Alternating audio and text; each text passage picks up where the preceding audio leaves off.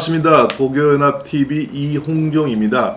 오늘은 고교연합TV 첫 방송입니다. 첫 방송이 돼서 우리 고교연합, 나라지킴이 고교연합을 만드신 우리 초대 회장님 김일두 회장님을 모셨습니다. 회장님 반갑습니다. 네, 반갑습니다. 네. 무엇보다 고교연합 TV 방송이 개국하게 된 것을 정말 축하드립니다. 회장님 덕분입니다. 아까도 말씀드렸지만 고교연합을 만드셨다고 볼 수 있는데 저는 하여튼 고교연합이라는 아이디어가 기발한 것 같아요. 그때 초기 만들 때 뭐 에피소드라고 그럴까요? 얘기 좀 해주시죠.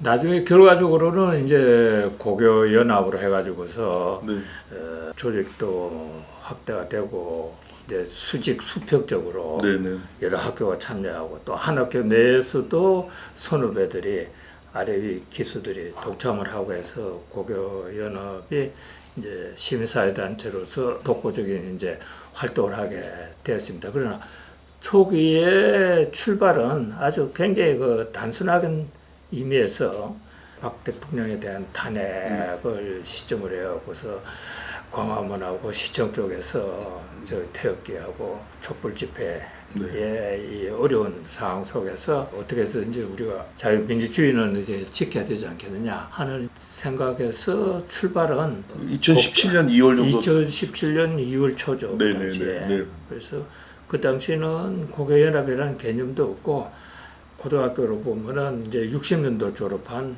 60학번인데 저희들이 그 초등학교에 입학한 날짜가 언제냐니까는 이승만 대통령이 48년도 8월 15일로 정부를 수립했지 않습니까? 대한민국 건국을 한 거죠.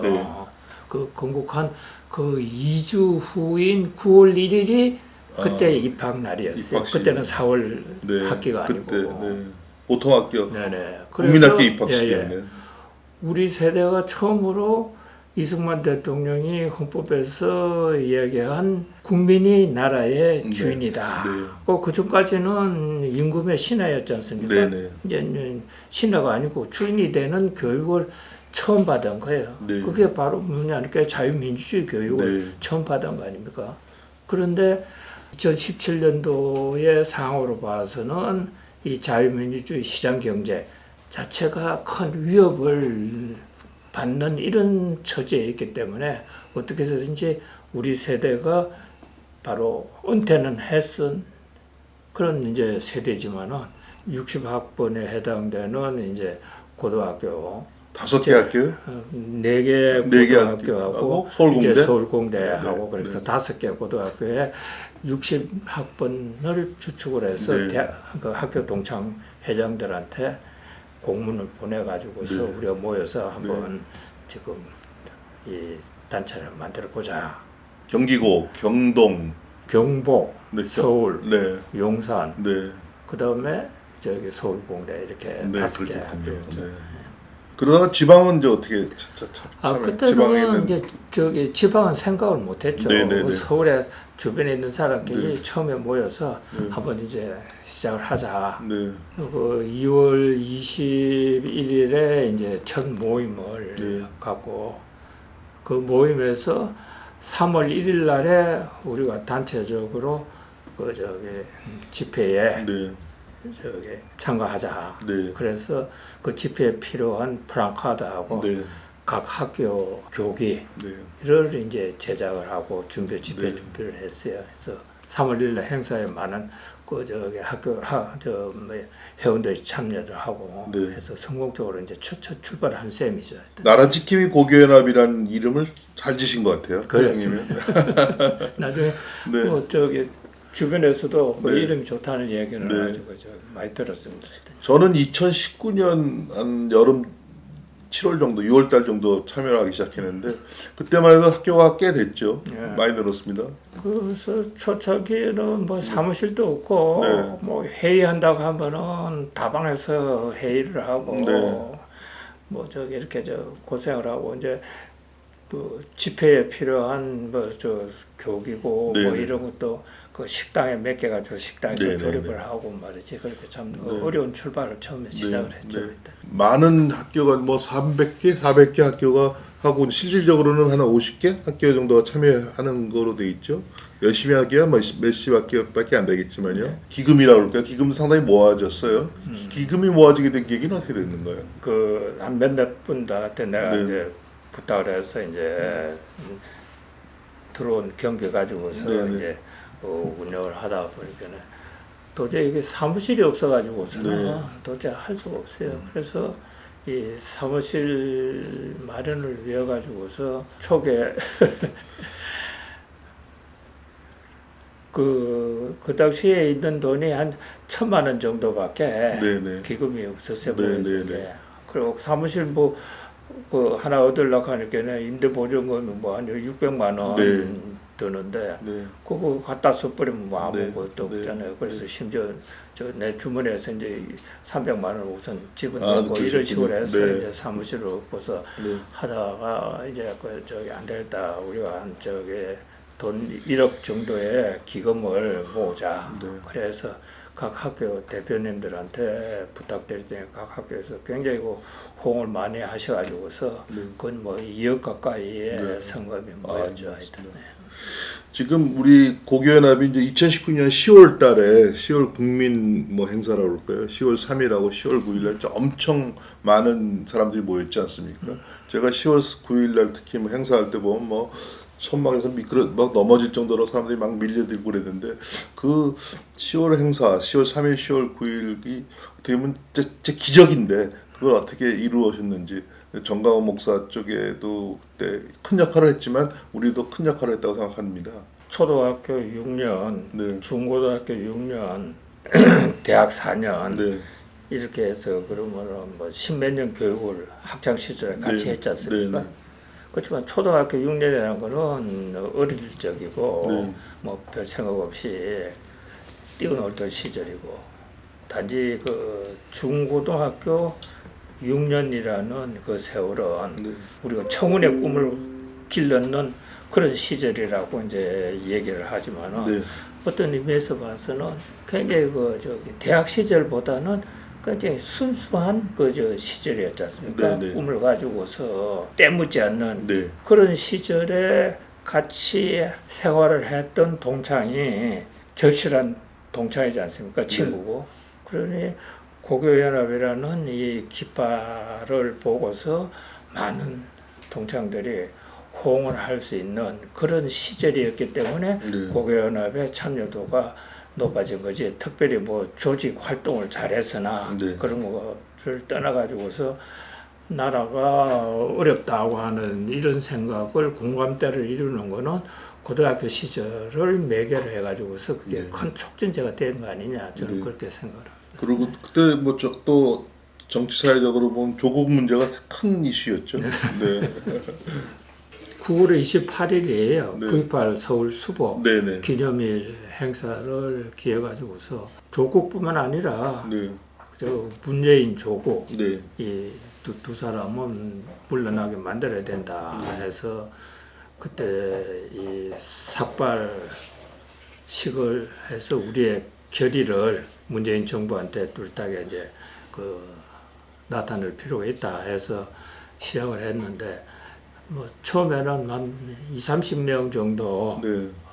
규모로 생각을 했는데 그러지 말고 한 300명이 삭발하는 그런 규모로 하자 네. 이렇게 했는데 결국은 200명이 네, 많이 이제 했네요. 동참을 할 수 있는 그 삭발 행사가 그 정치권보다 먼저 한 거죠. 당에서 뭐 적직을 뭐 황교안 대표니 뭐 일부 한두 사람 먼저 한 분들도 네, 있었는데 네, 네.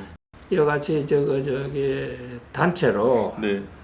그 저기 삭발을 한 거는 네. 참 저희들 그 처음이었죠. 그래서 그 삭발한 머리카락을 저기 유리 단지에 담아 가지고서 네. 그걸 청와대에 전달을 하려고 하는데 그 전달을 쉽지를 안 했어요. 네. 뭐 경찰이 억지로 막는데 그걸 뚫고 들어가서 청와대 민원실까지 들어갔어요. 근데 네. 민원실에서 그 접수를 안 하려고 그래서 네, 네.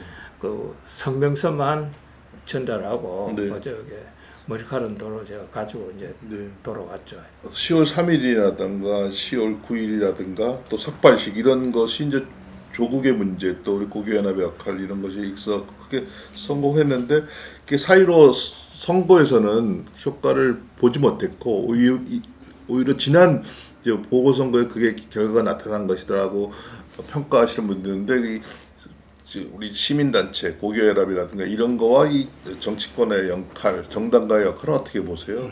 고교연합이 지금 대한민국이 지금까지 오늘 현재까지 왔는데 고교연합이나 시민사회단체가 기여한 것이 뭐가 있냐 네. 하는 것에 대해서 4.15 총선이 끝나고 나서 나는 4.15 총선에서 잘못된 가정교사였다 하는 이제 반성문을 썼어요. 근데 내 말고 다른 시민사회단체나 정당에서 쓴 사람 없죠. 반성문 쓴 걸 내가 아직 보질 못했습니다. 근데 내가 뭐 잘못된 가정교사였다 하는 거는 요즘은 저거예요. 지금 이제 이준석 돌풍에 불고 있지 않습니까? 불고 있는데 결국은 우리 세대는 이제 일제 강점기 시대에서 고생을 했고 그 뒤에 해방되고 혼란기에 또 6.25 겪고 말이지 온 고생을 다 했지 않습니까?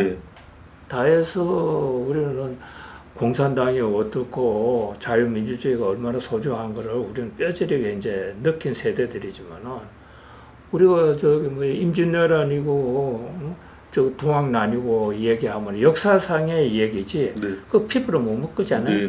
그러면 우리 지금 2030 세대 심지어 60 세대 이하는 6.25도 안 겪은 세대들이란 말이야. 우리가 저 우주로 나가야지 산소의 귀중함을 알고 마스크를 쓰고 있어야 되잖아요.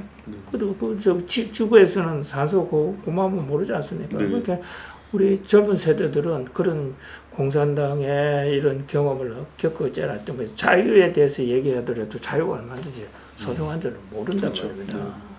저도 뭐 1954년생이니까 뭐 모르죠 아무것도.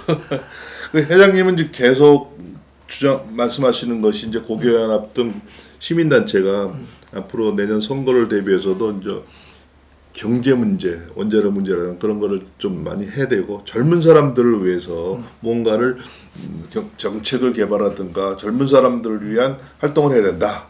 근데 이번에 이준석 돌풍은 어떻게 보세요? 글쎄, 근데 그 얘기 전에 결국은 아까 4.15 총선에 대한 문제. 근데 고교연합이 아스팔트 위에서 시민사회단체를 하고 한 것은 그거는 완전히 쓸데없는 일을 한 게 아니고 굉장히 중요한 일을 한 거예요. 왜 중요한 거냐니까 그 주요 언론들이 보도를 하지도 않고 그러고서 문재인 정부가 잘못하는 거를 저기 팩트로서 제대로 국민들한테 전달도 안 하고 그러면 시민사회단체들이 아스팔트에서 태극기 들고 이래 하는 것도 보도도 안 해주고 이런 상황 속에서 결국은 시민사회단체의 활동이란 거는 그런 정치적인 언론 이런 여건 하에서도 꺼지지 않고 있는 하나의 불씨로서의 살아있다. 불씨가 살아있어야지 언제든지 바람이 불면 다시 또 일어날 거 아닙니까? 그 불씨마저 끝나고 나면은 아무것도 존재가 없는 거예요. 근데 이제 그 불씨가 요번에 불길처럼 일어날 수 있도록만 못한 거는 우리의 능력이 부족인데, 근데 그거에 대한 거는 나는 그래서 그 고교연합 회장할 시절에도 그 집회의 5대 원칙이라는 걸 내가 주장을 했어요. 자고 일어나면은 문재인 정권 하나하나씩 터지는 거, 그거 가지고서 맨날 쫓아다니다 보면은 이거는 백화점식 집회밖에 안 된다. 그래서 그 탈원전이나 언론 문제나 이같이 지속 가능한 집회가 돼야 된다. 테마를 가지고.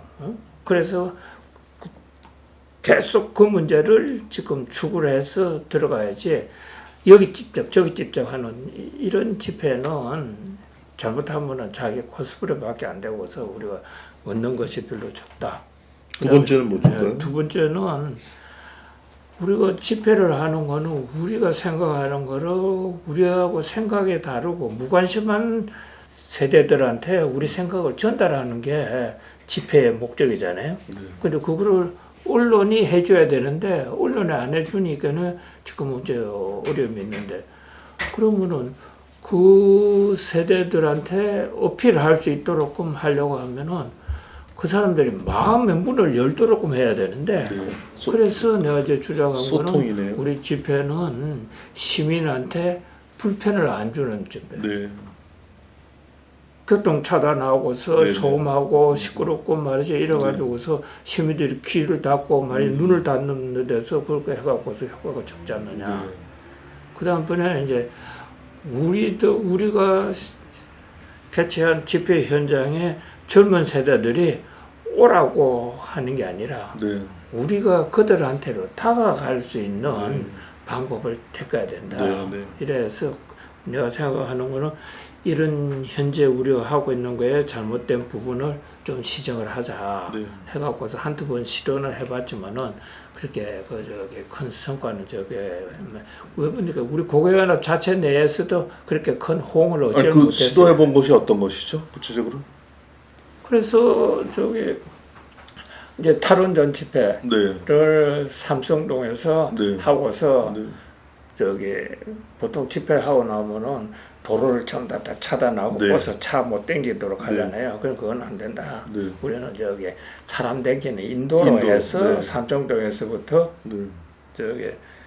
광남역까지 인도로 행진을 했어요. 그러다 보니까 또 이제 불평이 많아. 그 차도로 오면은 교통 다 통제해갖고서 말이죠. 쫙 일사불란하고 오는데 신호등마다 기다렸다가 건너서 이렇게 하다 보니까 집회가 집회 같지도 않고 말이지. 그 시간으로 많이 걸리고 이제 그런 고초를 한번 겪었죠. 5대 원칙 중에서요? 비폭력 집회가 돼야 된다. 저는 정치학을 공부해서 그런지 긍정적인 면이 많았다고 생각합니다. 이게 일기를 해장하신 회장님 하실 때 일기 때도 이제 10월 3일, 10월 9일 대단한 성과고요. 제 2기에 제가 좀 공동 대표를 했는데 그때도 8.15 집회라든가 비오는 속에서요. 백선엽 장군 할 때 그럴 때 보면 그것이 대단한 성과고 그 다음에 문재인이가 무서워서 차벽도 세우고 그러지 않았었습니까? 그때 우리가 꾸준히 이제 발전해 나가는 문제인데 이제 아까 우리 회장님도 말씀하신 세대들이 차이, 태극기를 부정적으로 보는 젊은이들, 또 태극기를 부정적으로 보는 정치권 이런 문제를 해결해야지 우리 내년 선거가 이제 내년 3월에 있는데 그런 걸 넘어서지 않을까 생각됩니다. 지금 현재의 2030처럼 세계 무대에서 큰 역할을 한 세대들은 없었다. 체육계에서 김연아 선수나 지금 요즘 손흥민 선수 같은 체육계에서도 있고 그다음에 지금 BTS 지금 가요계에서든지 이런 식으로 해서 2030이 젊은 세대들이 역량이 세계에서 주목할 수 있는 그런 능력을 가진 세대들이란 말입니다. 그런데 그 세대들이 여태까지 정치에 대해서는 아주 무관심하고 이렇게 했지만은 또 그분들이 캐스팅 보트는 그분들이 지고 있다. 그렇죠. 이번 지난 보궐선거에 나타났죠. 보궐선거에도 그렇죠. 그러니까 2030이 지금 유권자 중에서 그저 35% 3분의 1을 지금 차지하고 있지 않습니까? 그러니까 결국은 2030들이 제가 주장하는 거는 그분들이 내일의 나라의 주인공들이에요. 그 주인공들이 자기네들이 주인을 선정을 해야 될. 우리는 아쉬운 마음에서 우리 아들, 딸, 손자, 손녀들이 제대로 된 민주주의 사회에서 생활할 수 있도록 걱정하는 의미에서 하지만 결국은 자기네들을 위한 주권은 자기네들이 행사를 해야 되는 거예요.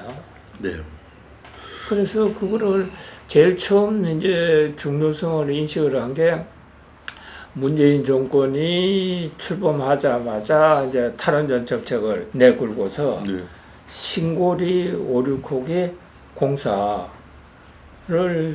중지를 시키고서 이제 이거를 합리화하기 위해 가지고서 공론화위원회라는 걸 만들었지 않습니까? 네네네. 근데 이거는 말이 안 되는 거예요. 원자력은 전문가도 아닌 사람들이 위원회 해갖고서 위원이더라고. 석박사들이 다 저기 검토를 해갖고서 안전하다고 해갖고서 공사 허가를 내준 거를 네. 20대, 30대, 40대, 50대, 60대 일반 배심원처럼 아무것도 그 분야에 대해서 저기 조회가 없는 사람들을 부르다 갖다 놔고서 거기서 결정을 하라는 게 말이 네. 됩니까? 네. 그래서 고교연합은 이제 그 원자력의 이제 설계, 건설, 제작, 그 다음에 운전 네. 이런 분야에 다 관여한 책임자들이 은퇴한 분들이 다 저기 고교연합 회원들 아닙니까? 네네. 그래서 그분들이 이거는 굉장히 안전한 세계 제1의 원자력 기술을 이렇게 없애서는 안 된다. 그래가지고서 공론화위원회에다가 필요한 자료를 제공을 했어요. 제공을 했더니 초기에 20대들이 19%가 시골이 569개 공사를 중지하는 거는 반대를 한다 하고서 80%는 찬성했어요. 네네.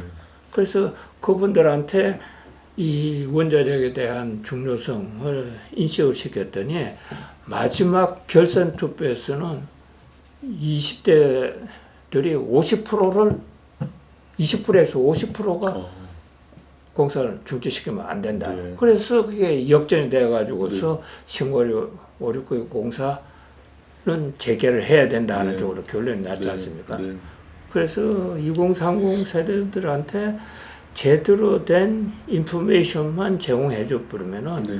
어떻게 보면은 그 세대들은 때묻지 않는 세대들이기 네, 때문에 네, 네. 올바른 판단을 할 수 있다. 네. 그래서 지난번 4.15 총선에서는 그 2030들한테 그 시민사회단체들보다도 정치권에서 공천 문제든지 내부 문제든지 아주 그저 보수의 민낯을 보여가지고서 2030 세대들이 실망을 시켜서 네. 이제 이런 문제 물론 뭐 그게 지금 아직도 결판이 안 났지만은 그 부정선거 네. 문제가 얼마만큼 역할을 했냐 하는 거는 이제 빨리 대부분에서 판결을 해서 이걸 밝혀줘야 되는데 이걸 안 밝혀주는 것 자체도 지금 이제 우리가 큰 문제를 삼고 있는 거 아닙니까 지금? 그냥 앞으로 그 저기 2030 세대들은 얼마든지 그 역량을 가진 세대들이고 그리고 우리 은퇴한 세대들 6070 이상의 이 세대들이 하나의 생각, 의식을 전환을 할 필요가 있어요. 내가 모든 걸 결정을 할 수 있다는 거 생각을 버려야 돼요. 네. 그 선거나 여기에서 결정을 짓는 거는 우리가 아니고 2030 세대들이다 네. 하는 거에 발상의 전환서부터 인식의 전환서부터 제일 거기서부터 출발해야 된다고 저는 그래 봅니다. 그게 지난 4월 보궐선거에도 나타난 것 같습니다. 네. 지난 4월 보궐선거에 제가 여러 번 말씀을 드리고 있는데 그 마지막 유세, 신천 유세에서요. 25세 전자공학도라고 연설하는 애가 진짜 연설을 잘했습니다. 그래서 뭐 페이스북에도 많이 돌고 그랬는데 그 모든 유세에 2명씩 젊은 사람을 세우자라고 이 아이디어가 이준석 아이디어예요. 이준석 돌풍도 그렇고 이제 지난 보궐선거도 그렇고 이제 젊은이들을 우리가 어떻게 바꿀 수 있다 그럴까? 우리 젊은이들이 지지를 받을 수 있게 바꿀 수 긍정적으로 만들 수 있다고 생각하는데 구체적으로 뭐 내년 대통령 선거를 대비해서 어떤 일을 해야 될까요? 이 이준석 신드롬에 대해서 네. 내가 뭐 이준석을 잘 알지도 못해요. 네. 근데 텔레비에서 뭐 한두 번 나오고 네. 뭐 아직도 그 국회의원도 한 번도 경험도 못 해보고 네, 네. 그래서 이준석에 대해서 아주 그 좀 불안한 시각으로 네. 보는 면도 있고 또 그 젊은 세대에서 그는 기대감에 네. 이제 시각도 있고 한데 그 나는 이준석의 신드롬을 이준석 개인으로 보면 안 된다고 봅니다. 그렇죠. 이 2030 세대에 대한 하나의 지금 이제 기성세대를 포함해가지고서 거는 기대, 달라져야 된다고 하는 레짐 체인지 차원에서 봐야지 이준석 개인을 놓고서 보아서는 얘기가 안 된다 이렇게 생각을 해요. 시대 정신을 봐야 된다는 거겠죠. 이준석이 내세운 게 공정과 경쟁입니다. 공정이 이제 지금 모든 사회에서 동의하는 시대 정신이라고 그러고 경쟁은 그 자유민주주의 시장을 강조하겠다 그런 얘기죠.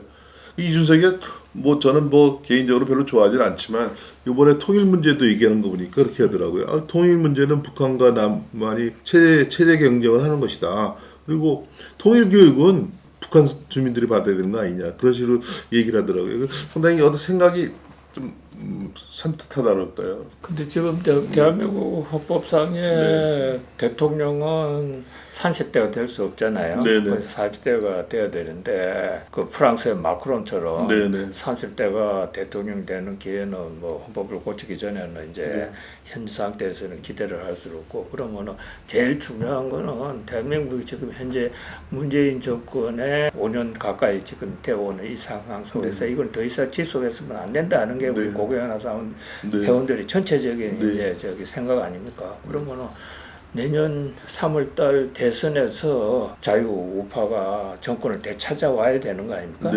찾아와야 되는 거는 어떻게 하면 되느냐? 근데 그 키를 2030 세대들이 쥐고 있다. 그 한국당 국민의힘당이죠. 지금 국민의힘당이지만 그 옛날에 박근혜나 이명박 정부 시대에 자신네들이 6마리 집토끼를 가지고 있었지 않느냐. 그 중에서 4마리 집토끼가 지금 이제 도망가 버렸고 2마리밖에 안 남았다. 그리고 그래서 산으로 도망간 산토끼가 산에 가서 보니까 좋을 줄 알았더니 이건 더 엉망이구나 해갖고서 지금 이제 도로 집으로 내려오려고 하는데 집으로 내려오려고 보니까 집꾸라지도 전하고도 달라진 게 하나도 없단 말이야. 이게 당신네들의 큰 문제 아니냐.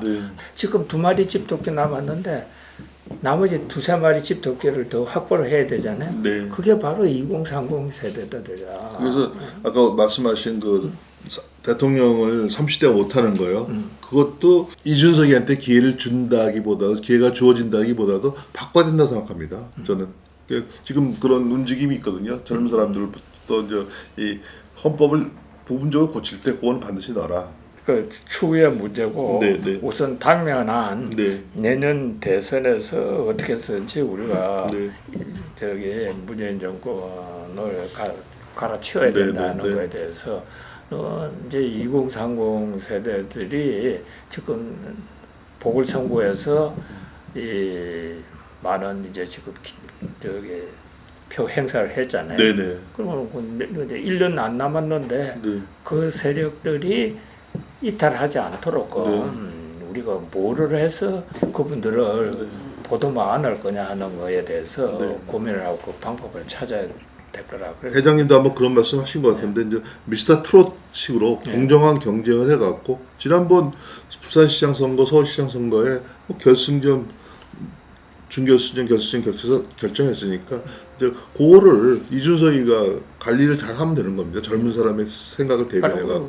그래서 그때 선거 끝나고 나서 제가 얘기했는 게 서울시장이나 부산시장은 나라 기둥뿌리에 똥칠은 할 수 있어도 나라 기둥뿌리는 뽑질 못한다. 나라 기둥뿌리를 뽑고 안 뽑고 하는 거는 대통령이다.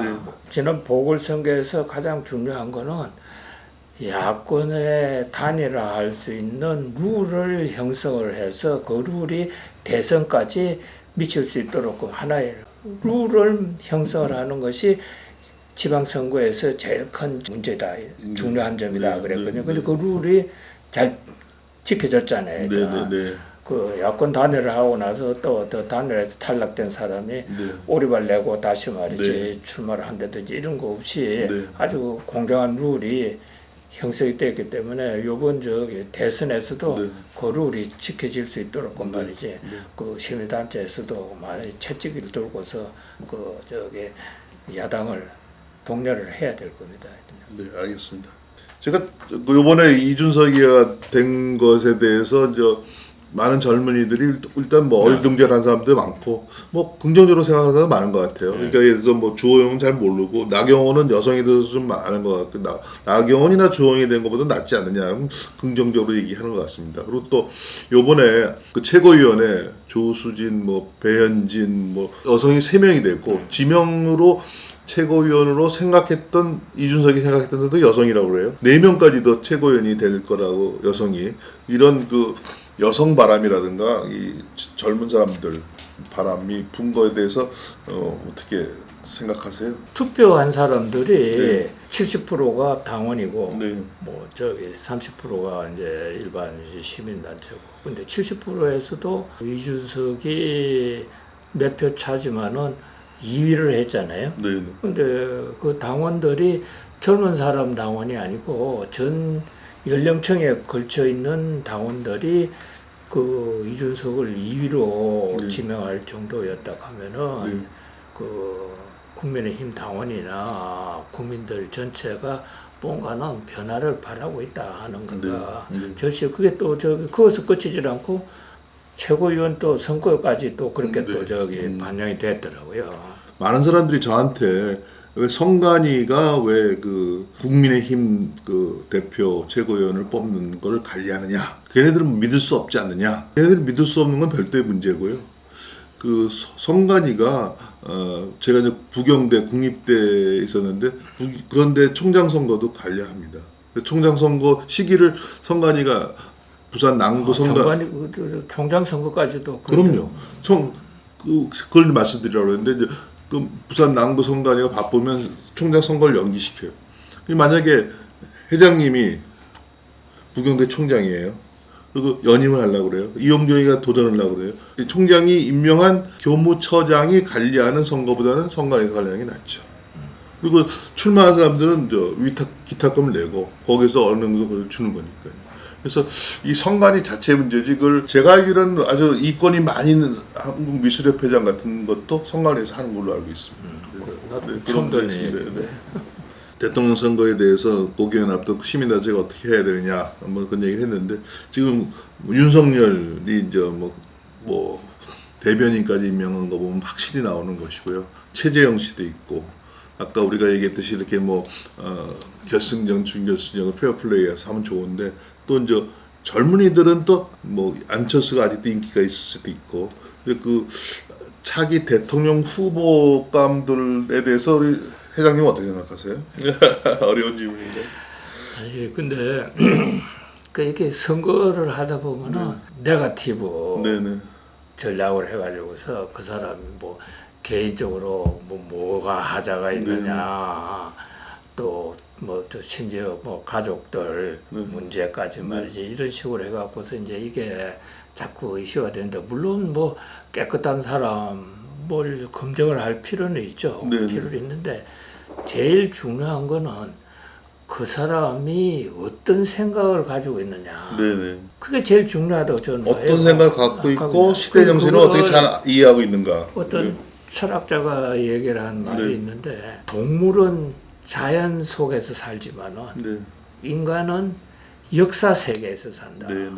그러니까 역사 세계에서 산 거는 자연 세계는 번식 본능이지만은 인간의 역사 세계라는 거는 사유의 세계다. 생각하는 세계다. 그 생각하는 사람하고 동물하고 다르다는 얘기예요.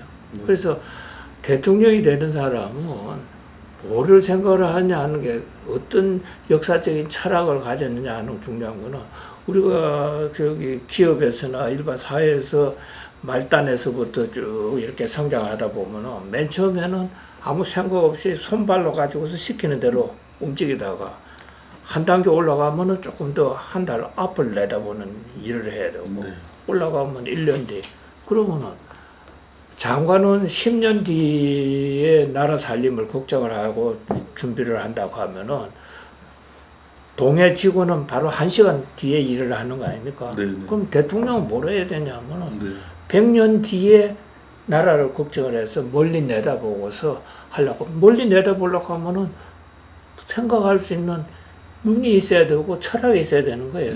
그리고 그 사람이 그런 거를 할 수 있다는 거는 그렇게 올라가면은 대통령이 해야 되는 거는 자기가 손발로 하는 게 뭐 있어요? 모든 거를 밑에서 올라오는 거를 결정을 하는 판단력이잖아요. 네. 그 판단력이 있느냐 없느냐, 그 판단력이 옳았느냐 안 옳았느냐 하는 거는 지금 현재 문재인 대통령이 판단하는 걸 보면은 그 사람이 어떤 판단력을 가졌기 때문에 우리가 우려하느냐 하는 게 바로 그 판단력이 제일 중요한 거거든요. 네. 그래서 그 사람의 판단력이 어떠냐 하는 거는 그 사람이 걸어온 길을 보면은 네. 우리가 머릿속에 드는 걸 우리가 어떻게 알 수가 있어요, 나 머릿속에. 그러나 그 사람이 걸어왔던 길을 보면은 아, 이 사람이 앞으로 지금은 누가 보죠, 대통령 되기 위해서 공부한다고 얘기를 언론에서 얘기하는데 이게 처음부터 나 틀렸다고 봐요. 대통령 공부해갖고서 대통령 되면 말이야, 네. 시험 봐갖고서 네. 대통령 된다고 하면 머리 좋은 놈 네. 대통령 되면은 네. 그건 말이 안 되잖아요. 그러니까 네. 머리는 나쁘더라도 바른 판단을 할 수 있는 또 멀리 내다볼 수 있는 그런 식견을 가진 사람이 누구냐 하는 것에 대해서 바로 그 전체 국민들이 올바른 대통령을 선정을 할 수 있는 그는 바로 국민들의 역량이에요. 네. 그래서 그 역량을 키워줄 수 있는 게 결국은 고교연합 회원들은 저기 지금 이제 그 경륜이 있는 세대잖아요. 네네. 그 경륜이라는 거는 자기가 부족했던 거를 인생 체험을 통해 가지고서 그게 몸에 전부 다 배어 있는 건데 그 경륜을 바로 젊은 세대들한테 우리가 전달해 줄 수 있는 네. 그 밑거름이 되자 하는 게 이제 제 주관입니다. 네, 바른 판단을 하는 것이 상당히 중요하다는 말씀하셨어요. 근데 바른 판단을 하기 위해서는 뭐랄까 학습 능력이랄까 좀 배울 필요가 있는데 문재인하고 노무현의 차이는 노무현은 자기가 틀리거나 모르면 배우려고 하는데 문재인은 그런 게 좀 모자란 것 같아요. 그것도 네. 그렇고 네. 지금 모든 사회라는 거는 신이 아닌다면은 네. 잘못을 저지를 수 있어요. 그쵸. 그러니까 그게 이제 try and error 해법으로 시도를 해보고 잘못되면은 잘못된 거를 다시 피드백 시켜가지고서 바로 잡아서 이제 그 저 자동차가 가다가도 빗나가면 이 방향으로 도로 들어가고서 제 방향으로 가야 되는 거 아닙니까? 그게 이제 과거 저기 박정희나 이런 저기 민주 정부에서는 네. 언론에서 지탄을 하고 하면은 잘못됐다고 하면은 그걸 시정을 해서 피드백 사이클이 이게 유지가 됐는데 이 정권의 제일 문제는 잘못됐다고 하면 잘못됐던 대로 더 깊숙이 저보다 더 네. 빠져버리는 거 이거 자체가 제일 문제 아니에요 이게? 이게 박정희 대통령까지 안 가더라도 노무현은 뭐 한미 FTA가 자기가 생각하기에 잘못됐다고 해서 네. 바꿨는데 이 사람은 탈원전이 잘못됐다고 다 얘기하는데 계속 고집을 하죠. 잘못됐다고. 아니, 뭐요, 저, 국내에서는 위험해서 안 된다고 하고서 해외 나가서는 말이야, 제일 안전하니까는 말이지, 저기, 수출하는데 같이 한국 하자. 원전 말이야, 써달라고 하고 말이야. 네. 그래서 내가 얘기하잖아요. 네. 아니, 저기, 지가 먹으면은 저기, 그 독약이고, 남이 먹으면은 보약이라고 말이야. 회장님 뭐 장시간 좋은 말씀 많이 해주셨습니다. 마지막으로 한 말씀 해주시죠. 마지막 한 가지 제가 더 보태고 싶은 거는 사람이 일을 하다 보면은 그 고연합도 그렇잖아요. 좀 더 나온 사람이 자유대안을 지켜야 되겠다 하는 큰 목적을 갖고 나왔는데 그 일을 하다 보면은 목적은 어디 가버리고 네. 수단을 가지고서 왈가하고 싸우다 보니까는 이게 도대체 목적이 우선인지 수단이 우선인지 이게 헷갈리는 쪽에 있어요 이게. 그리고 지금 조선시대 때 제사 어떻게 지내나 싸우는 거랑 비슷하죠. 그래서 우리가 저기 그러다 보면은 그 수단이라는 거는 결국은 신만이 나는 안다고 봐요. 네. 그러고서 결과가 이제 증명을 하는 거고. 네. 그렇게 결과가 나오기 전까지는 누구 주장이 옳았느냐 하는 거는 네. 지금 이제 그 각자 자기 주장이 옳다고 주장은 할 수 있지만은 그거 단정적으로 얘기할 수 없는 거 아닙니까? 네. 그래서 그런 차원에서 여러 가지 이제 갈등이 생기기 마련인데 그래서 자유민주주의라는 거는 다수결 위주로 이제 그 문제를 해결을 하고 있는데 지금 그 고교연합도 현 시점에서는 굉장히 자꾸 그 방법론 수단 때문에 네. 여러 가지 이견들이 많이 노출되고 하는데 그거 조금 접고서 목적을 위해서 과연 우리가 어떻게 해야 되느냐 하는 걸로 하나 좀 더 높은 차원으로서 성화시켜 가지고서 우리가 노력을 해 나가야 되지 않겠느냐 그렇게 생각을 합니다. 네. 선생님 장시간 동안 감사합니다. 고맙습니다. 네, 수고했습니다.